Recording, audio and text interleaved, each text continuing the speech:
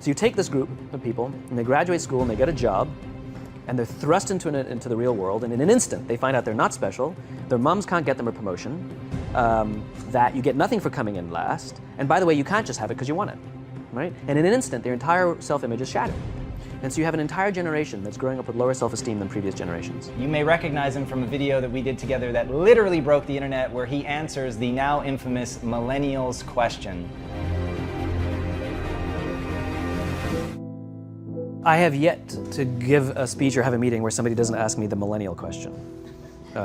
What's the millennial question? Apparently, millennials as a generation, which is a group of people who were born approximately 1984 and after, are tough to manage. And they're accused of being entitled and narcissistic, self-interested, unfocused, lazy. But entitled is the big one. And because they confound leadership so much, what's happening is leaders are asking the millennials, what do you want? And millennials are saying, we want to work in a place with purpose, love that. We want to make an impact, you know, whatever that means. We want free food and beanbags. And so somebody articulates some sort of purpose, there's lots of free food and there's beanbags, and yet for some reason, they're still not happy. And that's because they're missing, there's a missing piece. What I've learned is that I can break it down into 4 pieces, right? There are four things, 4 characteristics. One is parenting, the other one is technology, the third is impatience, and the fourth is environment. The generation that we call the millennials, too many of them grew up subject to, not my words, failed parenting strategies, you know? Where, for example, they were told that they were special all the time. They were told that they could have anything they want in life, just because they want it, right? They were told, some of them got into honors classes, not because they deserved it, but because their parents complained. And some of them got A's, not because they earned them, but because the teachers didn't want to deal with the parents. Some kids got participation medals. You got a medal for coming in last, right? Which the science we know is pretty clear, which is it devalues the medal and the reward for those who actually work hard, and it actually makes the person who comes in last feel embarrassed because they know they didn't deserve it, so it actually makes them feel worse, right? So you take this group of people, and they graduate school, and they get a job, and they're thrust into the real world, and in an instant, they find out they're not special, their moms can't get them a promotion, that you get nothing for coming in last, and by the way, you can't just have it because you want it, right? And in an instant, their entire self-image is shattered. And so you have an entire generation that's growing up with lower self-esteem than previous generations. The other problem, to compound it, is we're growing up in a Facebook, Instagram world. In other words, we're good at putting filters on things. We're good at showing people that life is amazing even though I'm depressed, right?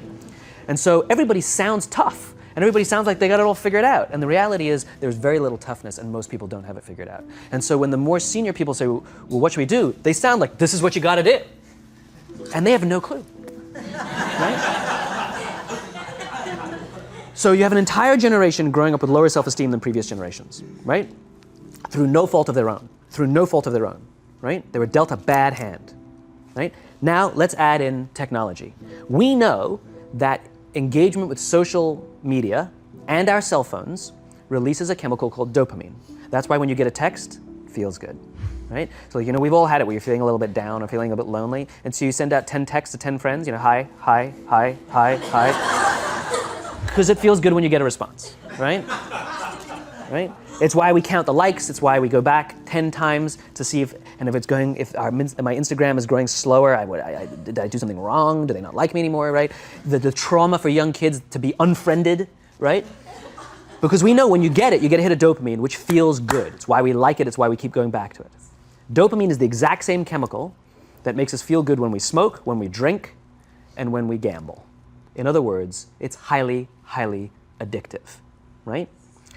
We have age restrictions on smoking, gambling, and alcohol, and we have no age restrictions on social media and cell phones, which is the equivalent of opening up the liquor cabinet and saying to our teenagers, hey, by the way, this adolescence thing, if it gets you down. But that's basically what's happening. That's basically what's happening, right? That's basically what happened. You have an entire generation that has access to an addictive, numbing chemical called dopamine through social media and cell phones as they're going through the high stress of adolescence. Why is this important? Almost every alcoholic discovered alcohol when they were teenagers. When we're very, very young, the only approval we need is the approval of our parents. And as we go through adolescence, we make this transition where we now need the approval of our peers. Very frustrating for our parents, very important for us. It allows us to acculturate outside of our immediate families into the broader tribe, right? It's a highly, highly stressful and anxious period of our lives, and we're supposed to learn to rely on our friends. Some people, quite by accident, discover alcohol and numbing effects of dopamine to help them cope with the stresses and anxieties of adolescence. Unfortunately, that becomes hardwired in their brains, and for the rest of their lives, when they suffer significant stress, they will not turn to a person, they will turn to the bottle. Social stress, financial stress, career stress, that's pretty much the primary reasons why an alcoholic drinks, right? What's happening is because we're allowing unfettered access to these dopamine-producing devices and media, basically it's becoming hardwired, and what we're seeing is as they grow older, too many kids don't know how to form deep, meaningful relationships. Their words, not mine. They will admit that many of their friendships are superficial.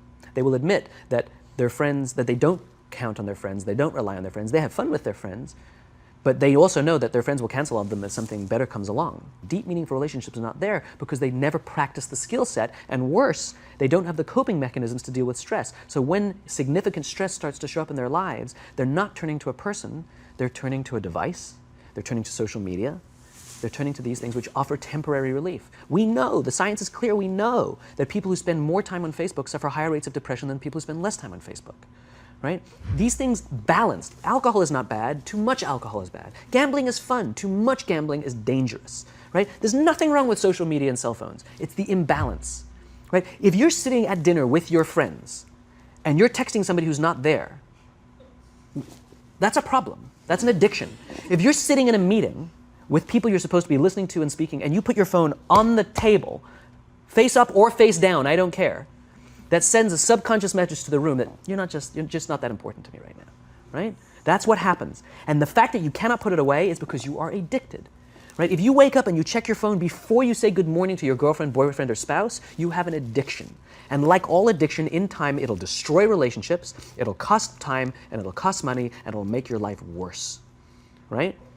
So you have a generation growing up with lower self-esteem that doesn't have the coping mechanisms to deal with stress, right? Now you add in the sense of impatience, right? They've grown up in a world of instant gratification. You want to buy something, you go on Amazon, it arrives the next day.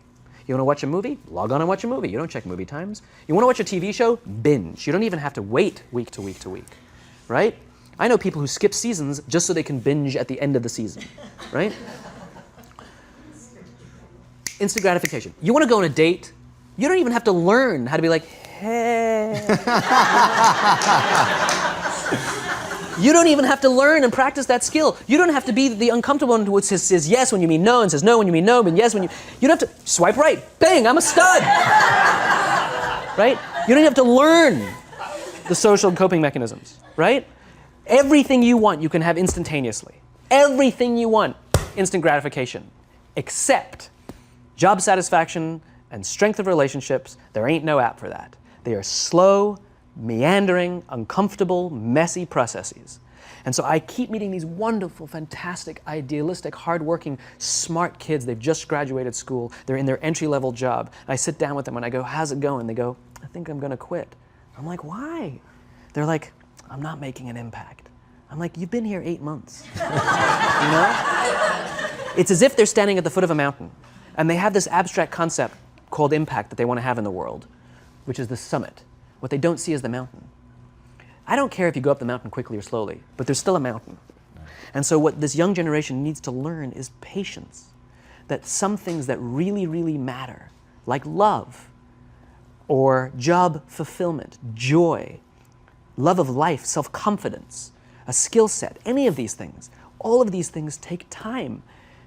Sometimes you can expedite pieces of it, but the overall journey is arduous and long and difficult. And if you don't ask for help and learn that skill set, you will fall off the mountain, or you will, the worst case scenario, and we're already seeing it, the worst case scenario is we're seeing an increase in suicide rates, we're seeing an increase in this generation, we're seeing an increase in accidental deaths due to drug overdoses, we're seeing more and more kids drop out of school or take leaves of absence due to depression, unheard of. These are all, this is really bad. The best case scenario, those are all bad cases, right? The best case scenario is you'll have an entire population growing up and going through life and just never really finding joy. They'll never really find deep fulfillment in work or in life. They'll just waft through life and it'll be just, it's fine. How's your job? It's fine. It's the same as yesterday. How's your relationship? It's fine. Like that's the best case scenario, which leads me to the fourth point, which is environment, which is we're taking this amazing group of young, fantastic kids who are just dealt a bad hand. It's no fault of their own. And we put them in corporate environments that care more about the numbers than they do about the kids. They care more about the short-term gains than the long-term life of this young human being.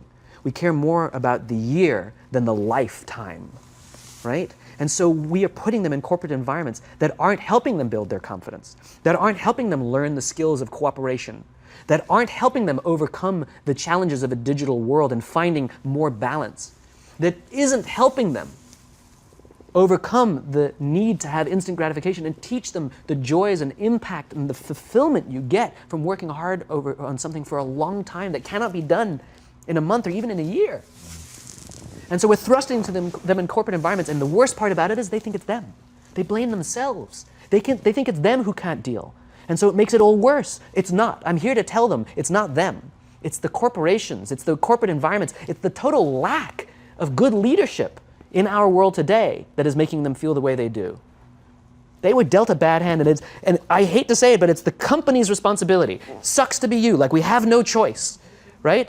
This is what we got, and I wish that society and their parents did a better job. They didn't. So we're getting them in our companies, and we now have to pick up the slack. We have to work extra hard to figure out the ways that we build their confidence. We have to work extra hard to find ways to teach them the social skills that they're missing out on. There should be no cell phones in conference rooms. None. Zero. And I don't mean the kind of like sitting outside waiting to text. I mean like when you're sitting and waiting for a meeting to start, this is what we all do. We all sit here and wait for the meeting to start. Meeting starting? Okay. And we start the meeting. No, that's not how relationships are formed. Remember we talked about it's the little things? Relationships are formed this way. We're waiting for a meeting to start and we go, how's your dad? I heard he was in the hospital. Oh, he's really good. Thanks for asking. He's actually at home now. Oh, I'm really glad. That was really amazing. I know, it was really scary for a while. That's how you form relationships. Hey, did you ever get that report done? Oh my God, no, I didn't. I'll help you out. Can I help you out with that? Really? That's how trust forms. Trust doesn't form at an event in a day. Even bad times don't form trust immediately. It's the slow, steady consistency. And we have to create mechanisms where we allow for those little innocuous interactions to happen. But when we allow cell phones in conference rooms, we just, okay, have the meeting. And then my favorite is like when there's a cell phone there and you go like this, you go. It rings and you go. I'm not going to answer that. Like, Mr. Magnanimous, you know? When you're out for dinner with your friends, like I do this with my friends. When we're going out for dinner and we're leaving together, we'll leave our cell phones at home. Who are we calling? Maybe one of us will bring a phone in case we need to call an Uber or take a picture of our meal. That goes without saying, come on. I'm an idealist, but I'm not insane. You know? At a heathen. I mean, it looked really good. We'll take one phone. And so it's like an alcoholic. The reason you take the alcohol out of the house is because we cannot trust our willpower. We're just not strong enough. But when you remove the temptation, it actually makes it a lot easier. And so when you just say, don't check your phone, people literally will go like this. And somebody will go to the bathroom, and what's the first thing we do? Grab the phone. Because I wouldn't want to look around the restaurant for a minute and a half, you know? But if you don't have the phone, you just kind of enjoy the world. And that's where ideas happen. The constant engagement is not where you have innovation and ideas. Ideas happen when our minds wander and we go, and you see something, I bet they could do that. That's called innovation, right? But we're taking away all those little moments, right? You should not, and none of us should charge our phones by our beds. We should be charging our phones in the living rooms, right? Remove the temptation. You wake up in the middle of the night because you can't sleep, you won't check your phone, which makes it worse. But if it's in the living room, it's relaxed, it's fine. But it's my alarm clock. Buy an alarm clock. They cost $8, right? I'll buy you an alarm, right? But the point is we now in industry, whether we like it or not, we don't get a choice. We now have a responsibility to make up the shortfall and to help this amazing, idealistic, fantastic generation build their confidence, learn patience, learn the social skills, find a better balance between life and technology, because quite frankly, it's the right thing to do. Simon, thank you so My much pleasure. for coming on. My pleasure. Thanks for having me. Thank you for coming. That was incredible. Absolutely amazing. Where can they find you?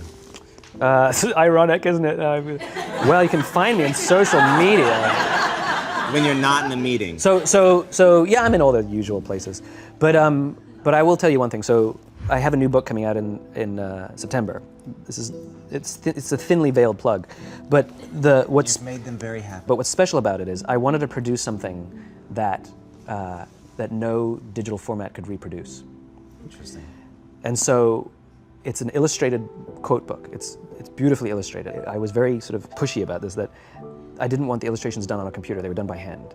There's a song, Aloe Black, the singer, the Grammy-nominated singer, the book is called Together is Better, and he gave me a song that goes with it, and the music is at the back of the book, and it's actually, the lyrics are in his handwriting. It's actually his handwriting. And here's the best part, the book is scented. We scented it with a custom scent made by this amazing company called 1229, and they designed for me the scent of optimism. All right. So you smell the pages, and they smell like optimism, right? And the thing that I love about this is I can't do that in any ebook format. I wanted to create something that you had to physically engage with, and it's designed to be given as a gift. The first page says to, from, because I wanted it to be given as a gift to someone you want to say thank you for inspiring you, or to give to someone you wanted to inspire. It was designed to promote this physical interaction and engaging with the real world. So I'm really proud of it. It's incredible, man. Super unique. Yeah, it's fun. I hope it does smashingly well, as your other books have, and have given so much to people, and it's just really, really been incredible. And what you shared with us today, man, honestly. Thank you. Absolutely wonderful. Appreciate it. Thank you very much. so much. Truly, thank you for having me. My pleasure.